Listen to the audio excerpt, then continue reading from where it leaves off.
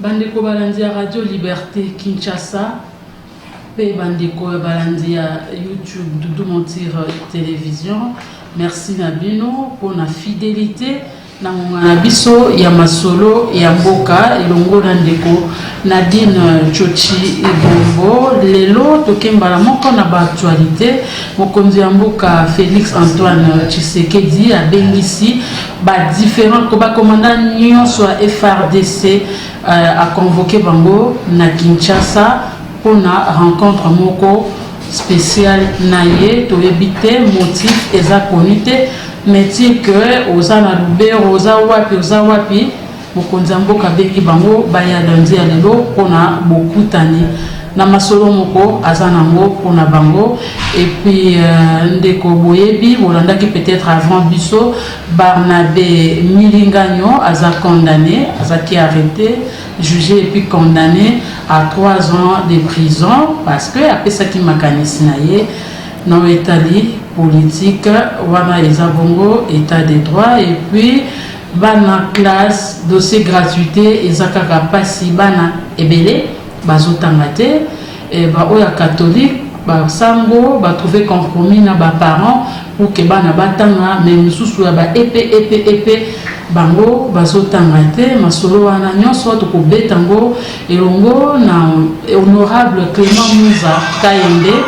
cadre ya SID yende tozana yena plateau awa pour développer actualité politique il y a lundi 30 novembre. Honorable Toyambi. Merci beaucoup maman. Na sepelaka toujours l'invitation na yo parce que nasi na yebisa que masolo ya mboka émission na yo ezali parlement ya peuple ya solo yango parce que yo et mona na polele que obundaka pona mboka pe ba information na yo ezalaka ya solo oyo biso to bengaka bana kisasa ya mofude donc bandeko nyonso baza kolanda biso to tombeli bino courant katana te so katano chata na numéro ya téléphone pour mboka bulu ke oyo ba courant mozara matata mais to partager la bino moi ba information mboka pe to sala commentaire na biso kitoko makasi donc merci maman. Alors, boni week-end de l'État qui nini misala décidé zo kende nini na secteur na yo ya chamba. Ah bon, musala zo kende malamu.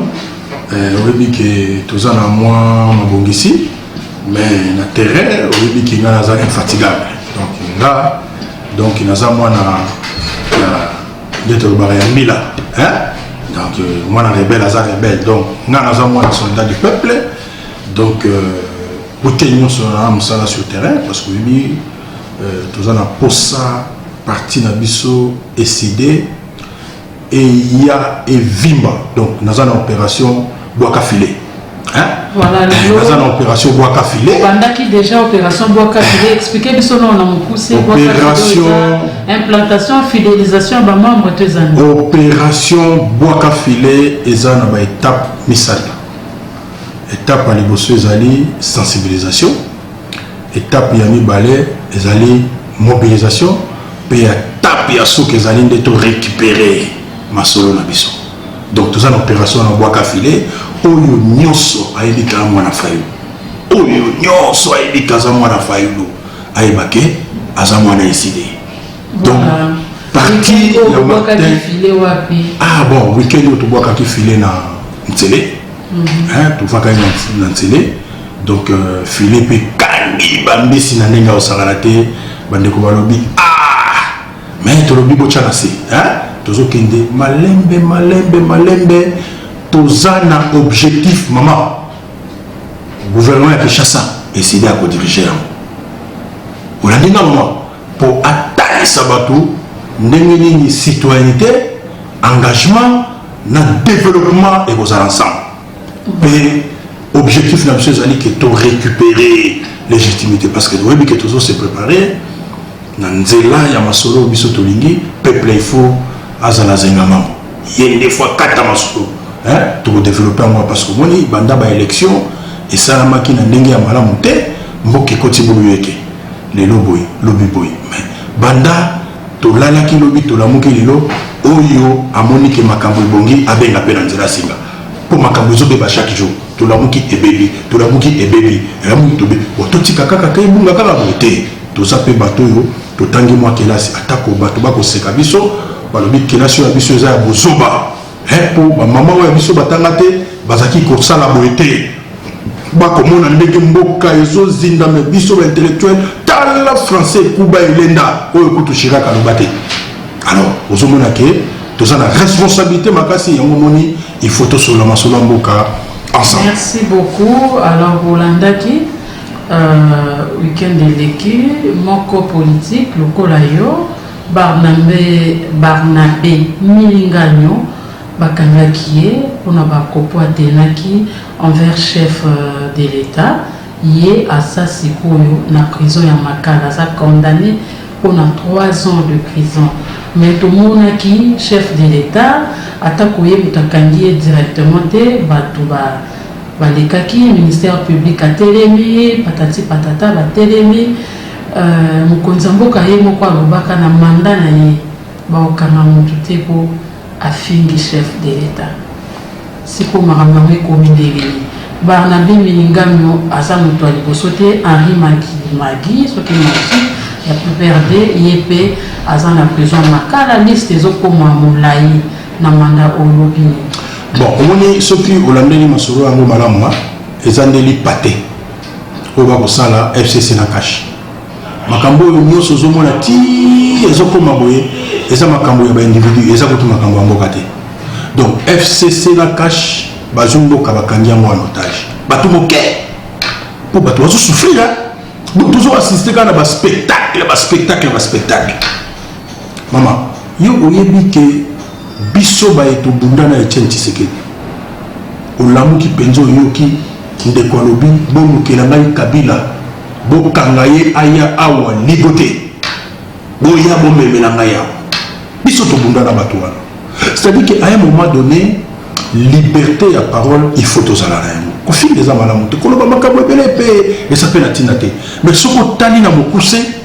Bitumba ya FCC cash et comme Kokumba manette comme Bitumba ya Mbokate. Et c'est Bitumba ya Mbokate. Et c'est ma cambo ya bango ndenge bakende koyo kana kuna, siko liba de koti matata et comme que oya lobibo yo ya lobibo ko nani yo lobibo ko nani. Mama yo oyebi ministre ya finance afunda ki mwana mboka kabuya. Esukawa. Awa biso to mona ba discours ba lobi boko katisa fleuve wana boko kende exil communauté internationale ba telemela yango ba plainte sala mama ekenda wa te to kotika mboka ekende boete ngana ko ya na télévision na yo na koloba banda tongo na koloba makambo etali mboka yango boni bato basepela kana ngai na ba émission na yo mais soko tali makambo ngwana ezali kaka conflit oyo bazana ndo na bandeko ya cash balingi o bango bakoloba yango zande malamu bandeko ya FCC tango bakoya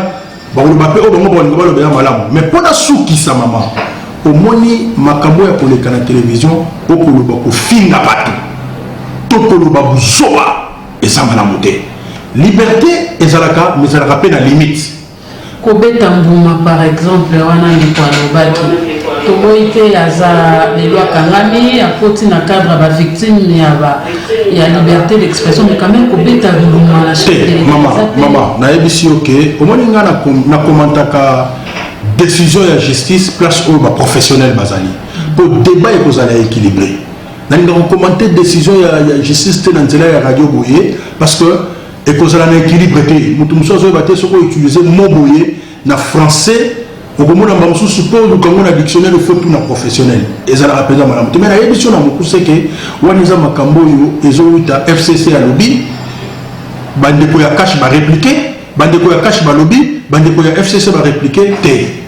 biso to lobby to kobunda ko na mboka toza na constitution toza na mibeko nyonso elandi pe tozo tala ke mboka oya biso ezali na passé tokobima ndenge nini yango boni mama lelo ngana sa vulgarisateur ya plan de sortie de crise voilà to koma wana te naso pesa yo déjà naso pesa yo mama na wa obosana OK naso pesa yo mama tanga yango yo pe ozana émission voilà l'opéra peuple ayeba mwana mboka Martin Fayulu alingi nini po moni akendaki na consultation te consultation yango comment on dit consultation akendaki na consultation te po amoni ke ezali pota to sokolité to zochakis et ko kaokate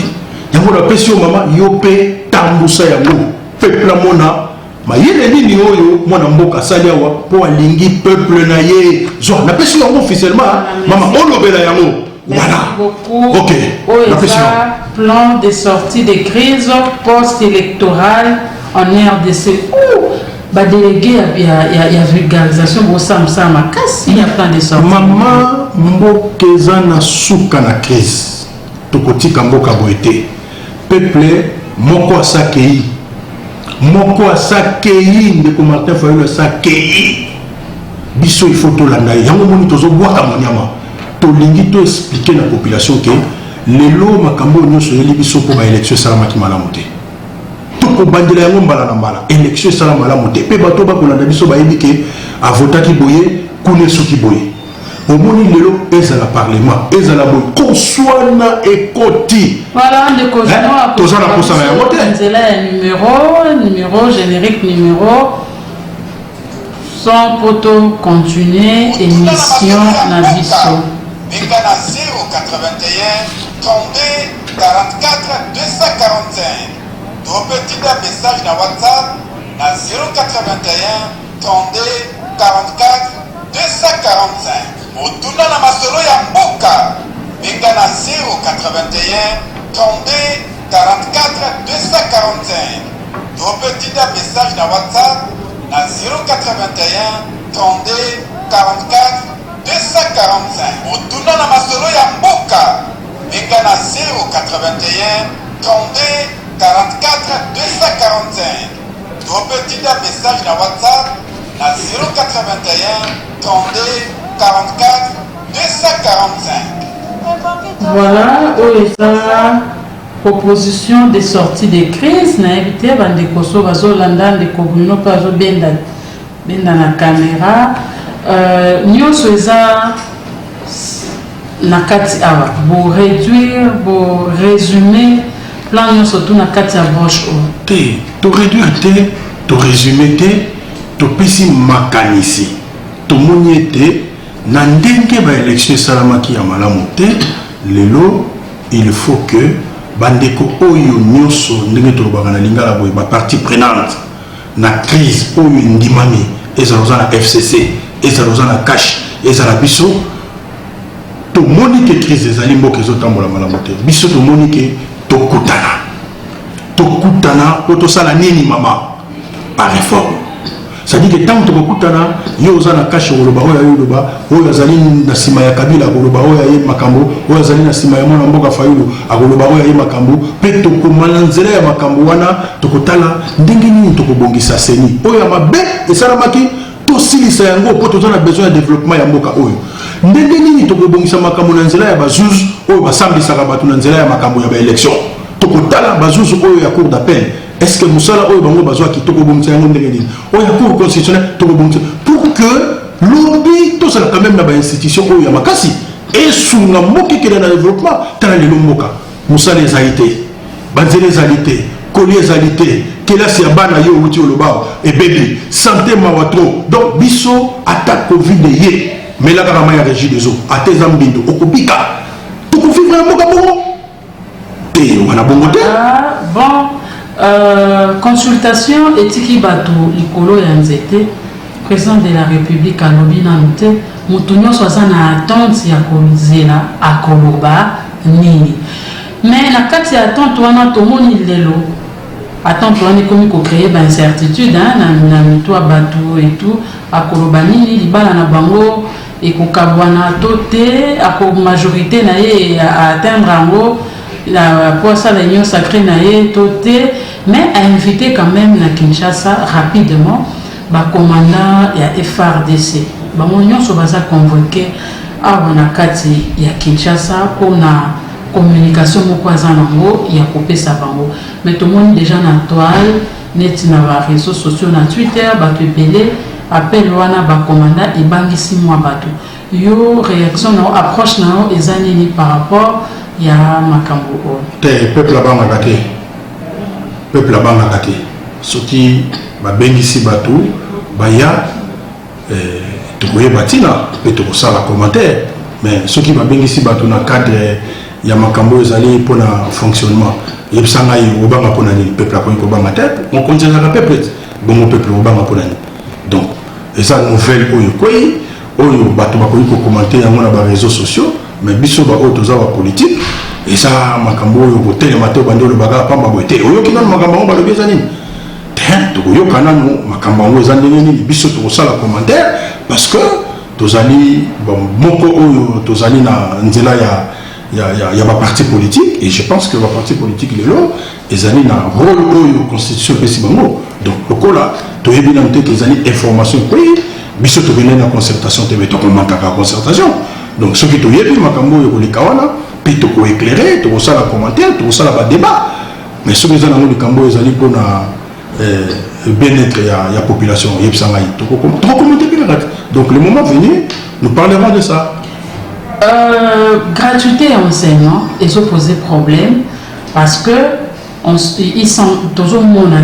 que ça suspendu la crise entre les coalisés. FCC cash, parce que la solution, c'est corruption, c'est là, mais entre-temps, dans le secteur local enseignement, gratuité, Mokonzamboka, après ça qui ils ont souffert, bana, baza, autant raté. Maman na lobi mbala mingi mboka eza na bulu yeke pe bande ko nyoso bazolanda biso bayebi ke mboka eza na bulu yeke l'état mutabongisa ka makambo l'état soka za na ba faiblesse ebele makambo ebele etambolaka malamu te parce que siko faiblesse à l'état et monani et ça tana para moko ta ko boya gratuité et enseignement mais comment se fait-il que l'état a décidé et que gratuité en mot et comme le cola et le mot to banda osala dans ce débat yo balobi ke mwana na atanga kelasi pour comment la constitution atanga kelasi on fait yo parents okoboya te mais na sur terrain et je mona la ke et ça na mikakatano ban professionnel oyo bazali na terrain baza ko talisa ke mikakatano ezali belé pour bana lelo bazotanga te bana bazotanga te ça bana ba riche te bana ba riche bazotanga bana oyo ya épée qui mfota épée qui sekula épée boye bango bato basotanga te na condition oyo ezali ke makambo zomona na keza malamu te est-ce que les fonctionnaires ya Mokonzamboka ezali irréfléchi mais non la décision d'abord pour ya kozoma ezali mobeko oyo ezali na kati ya constitution mais ya matérialisant oui mais comment matérialiser ezali que motalobi ke ça mabosi ko ça malamu pour que et puis ça le kumu na oyo bakozala lobi avenir ya Congo yo yebi tango biso tozabana mike soki bamoni oza na uniforme atako katsa nzela o mutako ya kosimba yo wele na kokatsa yo palo bike oyo alati uniforme eza avenir ya mboka lobi mais tango bakotika bato batanga te bana batanga te donc catégorie mo ya bato bazotanga bamsusu bazotanga te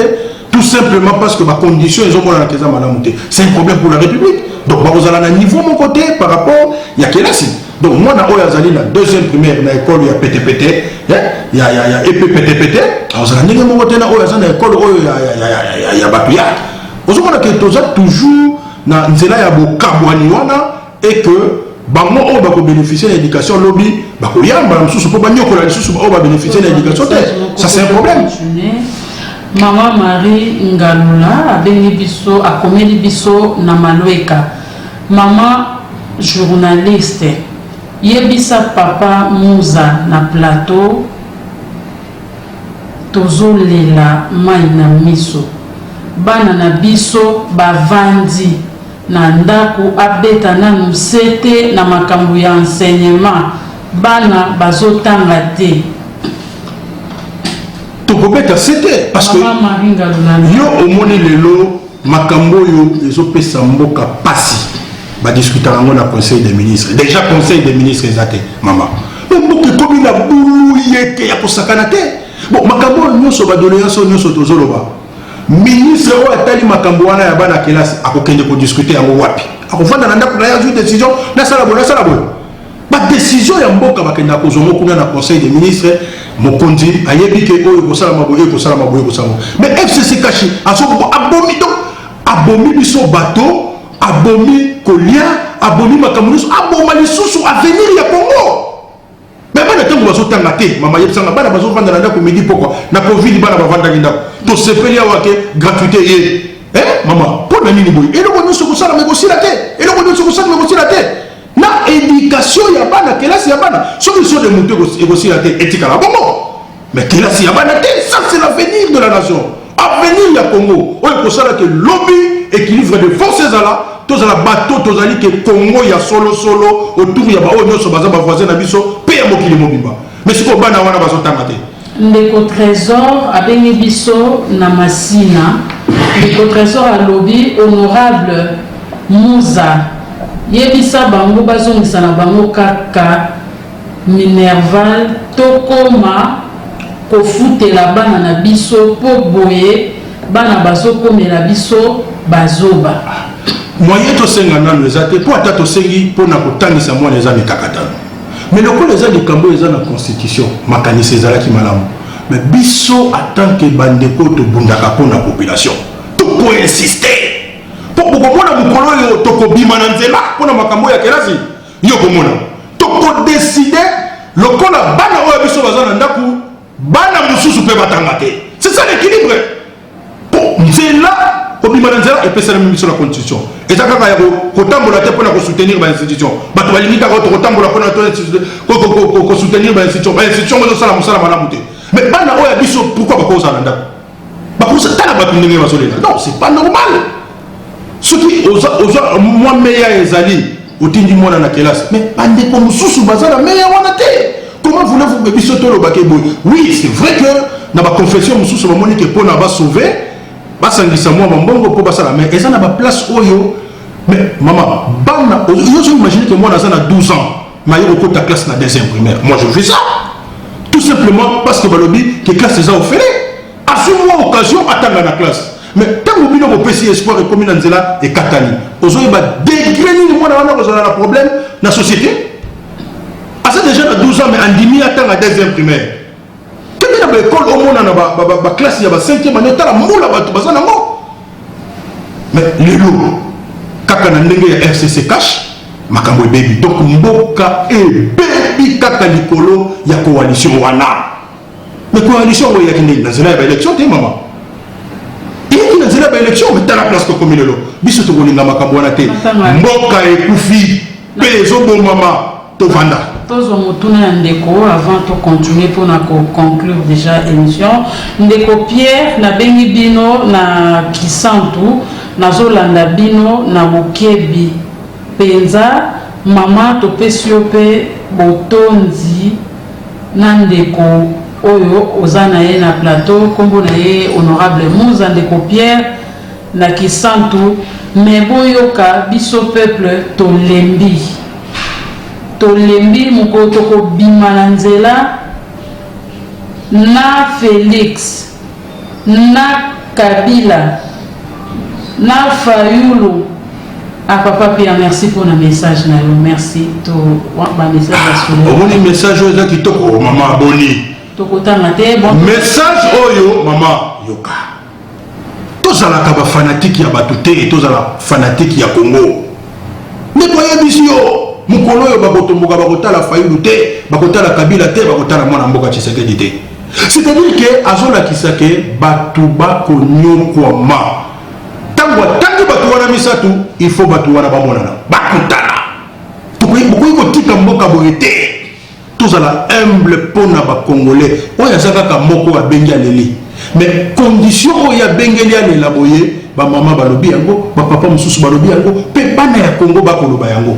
soki solution ya crise oyo toza nango oyo ewuti na nzela ya élection lelo ezali ke mwana mboka Fayulu mwana mboka Kabila mwana mboka Tshisekedi bakutana pour que tokende na baréforme tozonga lobi pa ya peuple mabe ezawa moto aganyaka élection abangaka élection tozonga epai ya population azongisa biso na oyo tobengaka vérité des yeux tozongi baréforme tosali et permettre biso ke lobi tozwi bakambi ya sika tozwi gouvernement ya makasi tozwi parlement ya makasi tozwi bainstitution ya makasi mama mboki kokende liboso bato bakondo kolela boye te bato bakolela po bonu ezali donc yo kobanga te ke balobeli batangi kombo ya mwana mboka Fayulu yo bangi te baza koyebisa ye ke ozali mokonzi te mokonzi ezali le peuple na bangi te mais naza na devoir ya kotinda mutu na makala te bon biso botika biso tolobelaka Congo. Pourquoi tu as fanatique à Congo?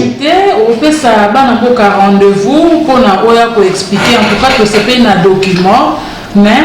tokolinga vraiment tout le délango ndebabaka na lopoto na moi ba détail et belé oublié je crois vendredi hein oui maman là so détail mon comme koto creuser pendant parce que to ka rappeler de sortie des trucs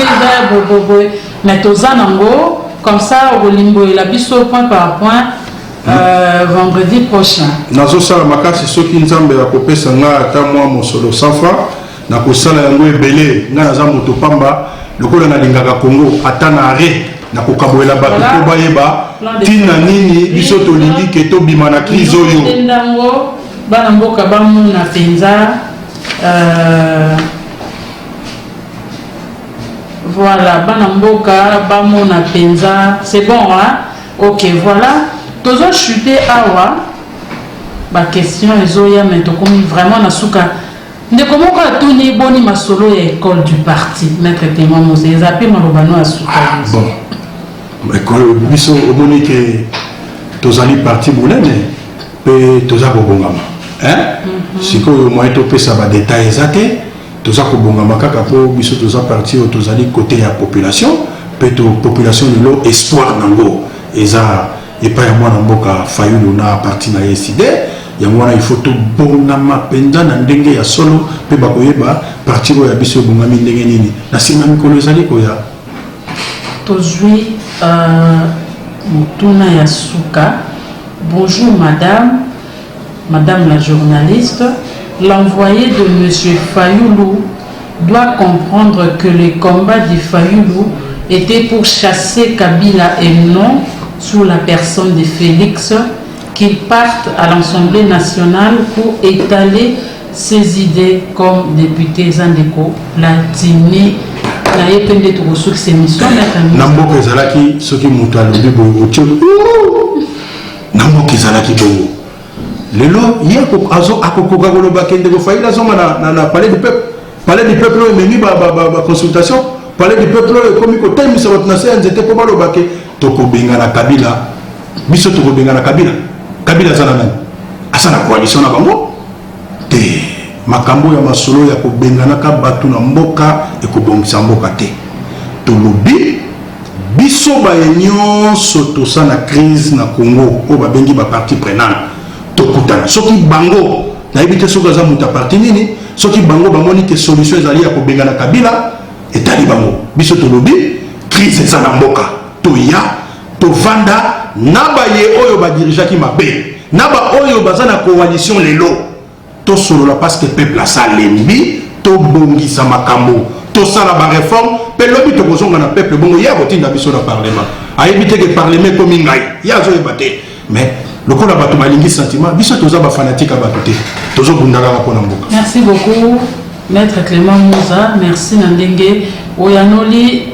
na invitation na biso pe na mituna na biso na kata masolo ya mboka na pesi merci na équipe technique pe na bino batu bolanda ki biso tini mituna na bino to pesi bino merci beaucoup la démission au nanzela de Doudou Tiré télévision wana eza en attendant bozwa pe